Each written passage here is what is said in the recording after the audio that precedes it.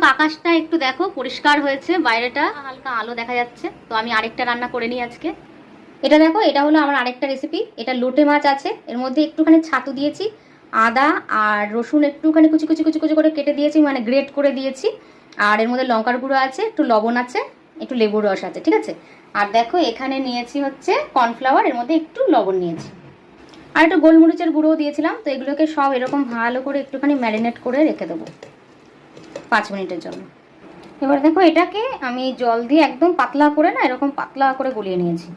আর এখানে তো এটা রয়েছে ম্যারিনেট করা, একটু রিফাইন তেলও দিয়েছি এর মধ্যে, একটু তেল রাখা ছিল আমার চিকেন পকোড়া ভাজা, ওই তেলটাই দিয়েছি।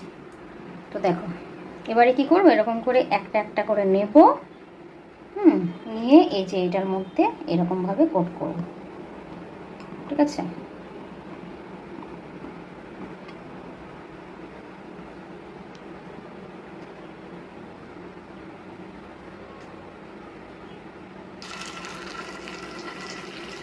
এভাবে সবগুলো সাজিয়ে নিই, তারপর তোমাদেরকে দেখাচ্ছি। তো দেখো এইভাবে আমি সবটা সাজিয়ে দিয়েছি, ম্যারিনেট করে যেটা রাখা ছিল সেটা, লোটে মাছগুলো সব সুন্দর করে সাজিয়ে দিয়েছি। এবার একদম সিমে করে রেখেছি, সিমে করে এটা কিছুক্ষণ হবে, তারপর একটু আস্তে আস্তে মিডিয়াম হিট করব। দেখো ওই পেঁপে গাছটাতে দেখছো কত ফুল হয়েছে, নিচে দেখো পেঁপেও হয়েছে কয়েকটা। তো এই যে পেঁপে গাছ, এই যে আমার এক ফালি আকাশ।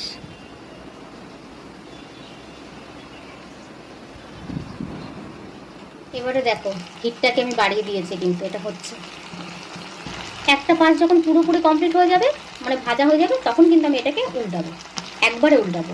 এই মাছগুলো না প্রচণ্ড নরম, তাই উল্টানোর সময় কিন্তু খুব সাবধানে এইভাবে এইভাবে এইভাবে আস্তে আস্তে করে করে করে করে উল্টাতে হবে। বন্ধুরা দেখো অতি কষ্টে এটাকে উল্টানো হয়েছে, মানে এটা খুব নরম মাছ তো, তাই সহজে উল্টানো যায় না। এইভাবে উল্টে নিয়েছি, আর দেখো কত সুন্দর লাগছে, এটা মুচমুচে হবে খেতে, জানো তো, গরম ভাতে বেশ ভালো লাগবে।